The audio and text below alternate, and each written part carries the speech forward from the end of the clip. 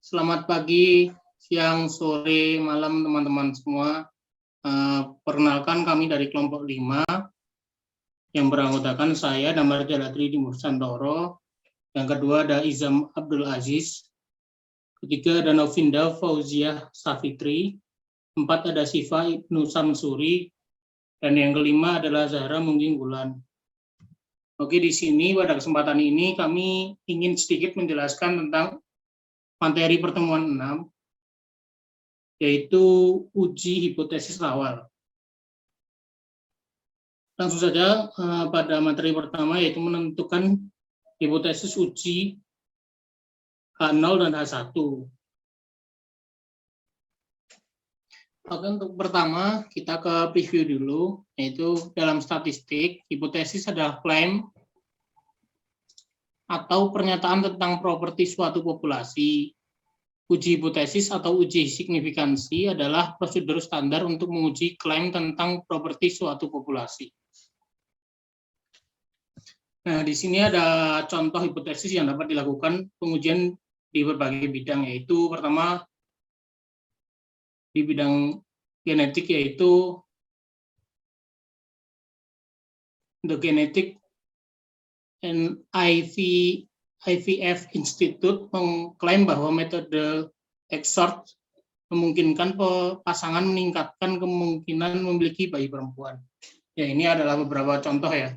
Kemudian bisnis, yaitu sebuah headline surat kabar menyatakan bahwa sebagian besar pekerja mendapatkan pekerjaan melalui networking. Ketiga, medis mengklaim bahwa ketika orang yang masuk angin diobati dengan echinacea atau pengobatan tersebut tidak berpengaruh. Keempat, aircraft safety, yaitu mengklaim bahwa berat rata-rata penumpang maskapai termasuk bagasi kabin lebih besar dari 185 pounds. Dan yang kelima adalah quality control, yaitu perusahaan teknologi A mengklaim bahwa mobil V keluaran 2020 lebih efisien karena variabel kesalahan di produk sebelumnya sudah diperbaiki. Lanjut, yaitu pada dasar pengujian hipotesis. Rare event rule, jika dengan asumsi tertentu probabilitas terjadinya suatu peristiwa sangat kecil, dapat disimpulkan bahwa asumsi tersebut mungkin salah. Ya, lanjut lagi ke materi selanjutnya. Nah, yang ini adalah null hipotesis atau hipotesis nol, biasanya disingkat H0, yaitu merupakan pernyataan bahwa nilai parameter populasi dalam kurung proporsi rata-rata atau standar deviasi sama dengan beberapa nilai yang diklaim, di mana H0 diformulasikan untuk ditolak atau tidak ditolak sesuai pengujian. Pada pengujian ini, kita menguji hipotesis nol secara langsung dengan kesimpulan H0 atau gagal menolak H0. Apabila H0 tidak ditolak atau diterima, hal itu menunjukkan bahwa berdasarkan data sampel, ternyata tidak terdapat cukup bukti untuk menolak H0. Baik, karena sebelumnya kita telah membahas tentang H0, sekarang kita akan membahas tentang alternatif hipotesis, yaitu H1. H1 merupakan pernyataan bahwa parameter memiliki nilai yang berbeda dari hipotesis 0. Nah, bentuk simbolis sendiri dari H0 adalah menggunakan salah satu dari simbol berikut. Yang pertama adalah tidak sama dengan, kurang dari, atau lebih dari. Baik teman-teman, yang selanjutnya adalah kita akan membahas tentang tes statistik.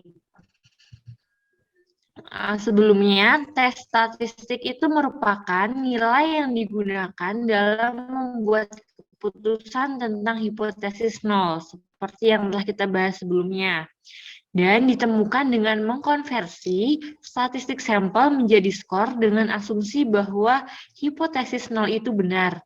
Nah, tes statistik sendiri itu terdapat 3 bagian. Yang pertama adalah tes statistik for proporsi, yang kedua tes statistik for mean, dan yang terakhir adalah tes statistik for standar deviasi.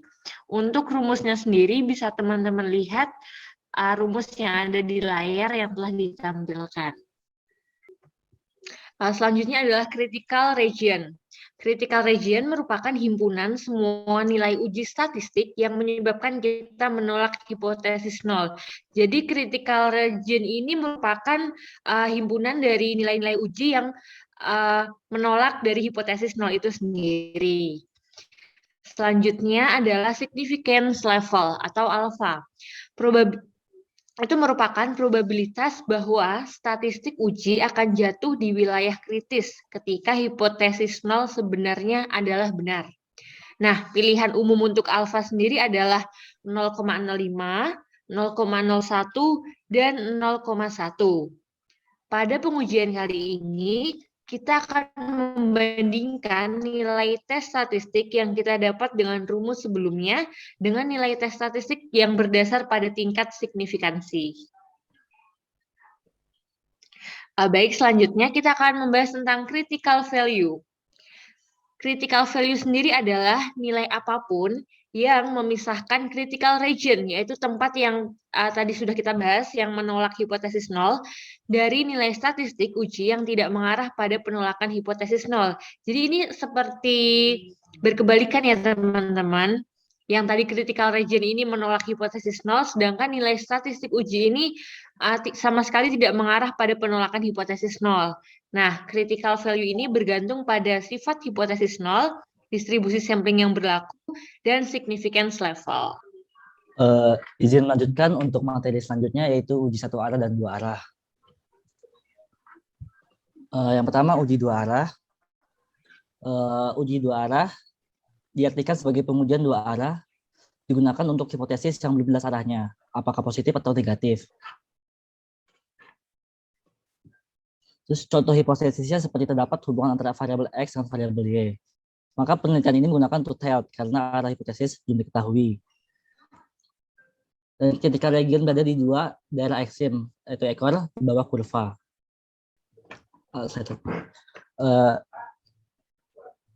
Yang kedua, uji satu arah. Uji satu arah ini sudah jelas, jadi ke kiri dan ke kanan. Maka dibagi dua, yaitu left tail test dan right tail test. Nah, untuk kata kuncinya, perhatikan simbol yang digunakan dalam hipotesis alternatif H1. Simbolnya kurang lebih menunjukkan ke kanan dan tes mengarah ke kanan, yaitu left tail test. Sedangkan simbol kurang lebih menunjuk ke kiri dan tes mengarah ke kiri, berarti itu right tail test. Nah, simbol tidak sama dengan digunakan untuk uji dua sisi. Selanjutnya. Nah, contohnya seperti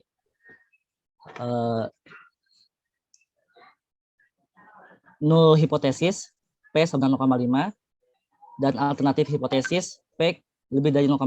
Nah, kita menolak hipotesis 0 dan mendukung hipotesis alternatif hanya jika proporsi sampel lebih dari 0,5 dengan jumlah yang signifikan, sehingga uji hipotesis dalam hal ini adalah arah kanan. Ya, untuk materi selanjutnya akan dilanjutkan oleh teman saya. Terima kasih. Oke, jadi selanjutnya adalah p-value. Dari definisi p-value sendiri, merupakan peluang untuk mendapatkan nilai statistik uji, yaitu setidaknya sama ekstrimnya sebagai salah satu yang mewakili data sampel, dengan asumsi bahwa hipotesis nol adalah benar. Dan p-value ini merupakan perhitungan yang lebih aplikatif karena banyak aplikasi atau software statistika yang menampilkan perhitungan p-value. Nah, di sini terdapat alur atau prosedur untuk menentukan p-value yang diambil dari buku Triola, di mana untuk menentukan p-value kita harus mulai menentukan apa jenis tesnya, apakah arah kanan atau rectal atau arah kiri atau kedua arah. Dan ketika jenis tesnya adalah two-tail atau dua arah, maka kita harus menentukan statistik ujinya itu ke arah kanan atau ke arah kiri. Nah, dari data atau alur prosedur ini dapat kita ringkas sebagai berikut. Jika critical region-nya di arah kiri, maka p-value sama dengan area di sebelah kiri statistik uji. Ketika critical region-nya di arah kanan, p-value sama dengan area di sebelah kanan statistik uji. Dan jika critical region-nya di kedua arah, maka p-value sama dengan 2 kali luas di bagian arah di luar statistik uji. Nah, kemudian untuk rumus p-value sendiri. Nah, untuk left tail atau arah kiri, rumus p-value sama dengan probabilitas dari Z. Sedangkan untuk right tail, karena probabilitas Z adalah area dari kiri ke kanan, maka area di sebelah kanan uji statistik dihitung dengan 1 min probabilitas Z. Nah, kemudian keputusan atau decision dari p-value. Metode p-value ini menggunakan tingkat signifikansi atau alfa. Jika p-value kurang dari atau sama dengan alfa, maka menolak atau reject H0. Dan ketika p-value lebih dari alfa, maka gagal untuk menolak atau fail to reject H0. Untuk lebih jelasnya, terdapat contoh soal sebagai berikut. Pertimbangan klaim bahwa dengan metode pemilihan jenis kelamin XORT, kemungkinan memiliki bayi perempuan berbeda dari P sama dengan 0,5. Dan gunakan statistik uji berupa Z sama dengan 3,21 yang ditemukan dari 13 anak perempuan dalam 14 kelahiran. Pertama, menentukan apakah kondisi yang diberikan menghasilkan critical region di arah kanan, arah kiri, atau dua arah. Dengan alfa sama dengan 0,05, tentukan dan tafsirkan nilai P. Nah, langkah pertama kita harus menentukan klaim dari soalnya tersebut. Dari soal terdapat kalimat XORT mengklaim bahwa kemungkinan memiliki bayi perempuan berbeda dari P sama dengan 0,5. Jadi kita dapat notasikan sebagai berikut. Original klaimnya yaitu P tidak sama dengan 0,5. Nah, kemudian kita harus menentukan klaim alternatifnya. Ketika original klaimnya sama P tidak sama dengan 0,5, maka alternatif klaimnya yaitu P sama dengan 0,5. Kemudian kita harus menentukan H0 dan H1. Dari kedua klaim tersebut, alternatif klaim memiliki tanda equal atau sama dengan, yang berarti alternatif klaim P sama dengan 0,5 merupakan H0 dan original klaim berupa P tidak sama dengan 0,5 adalah H1. Kemudian kita harus menentukan critical region seperti yang diminta dari soal. Nah, karena H1 terdapat tanda tidak sama dengan, maka daerah kritis atau critical region-nya dua arah atau two-tailed. Nah, kemudian dari soal diketahui Z sama dengan 3,21. Dari tabel di buku Triola, maka probabilitasnya sama dengan 0,9993. Nah, kemudian kita harus menentukan p-value-nya sendiri. Jadi untuk rumus dari p-value-nya sendiri sama dengan 2 kali 1 min probabilitas Z. Dan hasil akhirnya adalah 0,0014. Nah, kemudian kita harus menentukan keputusan apa yang tepat berdasarkan p-value tersebut. Dalam hal ini, p-value kurang dari alfa, yaitu 0,0014 kurang dari 0,05. Jadi keputusannya kita harus menolak atau reject H0. Selanjutnya akan dijelaskan oleh rekan saya. Silahkan. Baik, saya akan melanjutkan untuk pembahasan selanjutnya, yaitu uji proporsi. Uji proporsi sendiri terdapat dua metode, yaitu dengan menggunakan distribusi normal sebagai pendekatan terhadap distribusi normal. Yang pertama yaitu ada metode dasar di mana ada notasi yaitu N, yaitu banyaknya percobaan, P atau B, yaitu proporsi sampel yang diperoleh dari X per N, kemudian ada P, yaitu proporsi populasi untuk hipotesis, dan Q, yaitu 1 min P. Dengan persyaratan yang pertama yaitu sampel yang diamati merupakan sampel acak sederhana atau simple random sample. Yang kedua yaitu memenuhi kondisi distribusi binomial, dan yang ketiga yaitu memenuhi kondisi NP lebih besar sama dengan 5 dan NQ, sehingga distribusi binomial proporsi sampel dapat didekati dengan distribusi normal dengan mu sama dengan NP dan standar deviasi populasi yaitu dari akar. Untuk yang selanjutnya yaitu ada uji statistik untuk pengujian klaim dengan proporsi, yaitu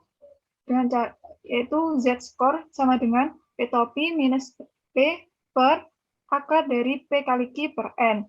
Kemudian yang kedua ada metode p-value yang sebelumnya sudah dijelaskan, yaitu metode ini menggunakan tingkat signifikansi alfa, di mana p-value kurang dari sama dengan alfa berarti menolak H0, dan ketika p-value lebih besar dari alfa akan gagal untuk menolak H0. Kemudian ada metode tradisional, di mana yang pertama itu ada hasil uji statistik terdapat pada critical region, maka akan menolak H0. Kemudian untuk yang kedua, ketika hasil uji statistik tidak terdapat pada critical region, maka akan gagal menolak H0. Kemudian untuk metode yang selanjutnya adanya pilihan lain, di mana tidak dengan menggunakan tingkat signifikasi seperti 0,05. Kemudian yang kedua adanya mengidentifikasi p-value Dan yang selanjutnya yaitu membiarkan pembaca untuk menentukan kesimpulannya. Kemudian ada interval kepercayaan atau confidence level, di mana kita akan mengestimasi interval kepercayaan berdasarkan parameter populasi, berisi peluang dari parameter populasi. Kemudian interval kepercayaan tersebut tidak memuat nilai klaim, maka klaim akan ditolak.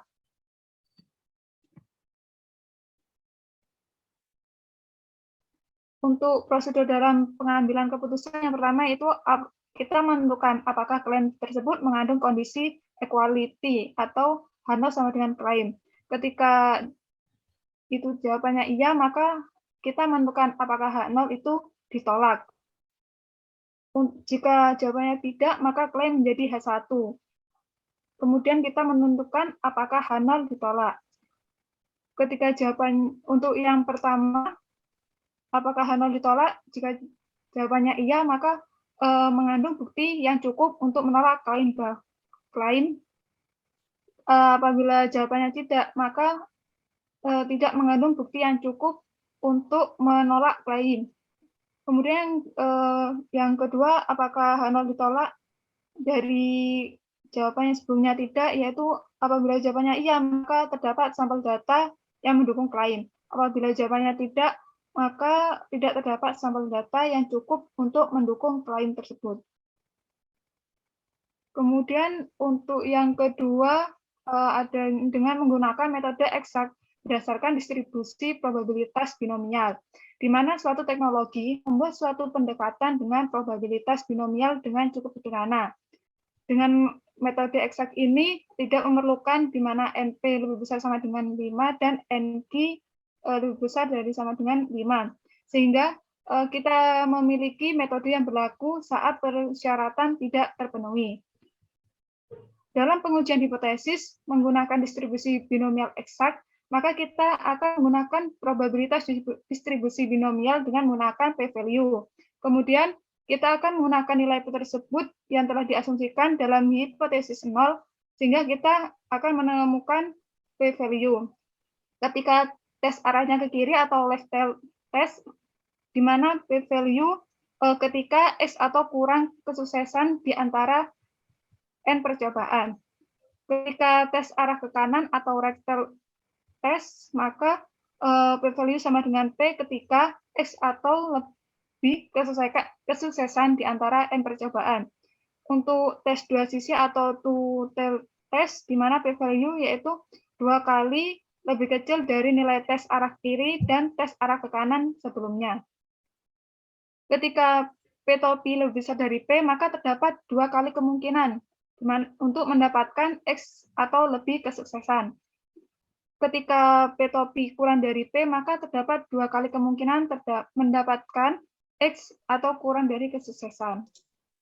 Baik, terima kasih buat teman-teman semua yang sudah menjelaskan. Mungkin ini sekian dari kita. Terima kasih untuk teman-teman yang sudah memperhatikan penjelasan kami. Wassalamualaikum warahmatullahi wabarakatuh.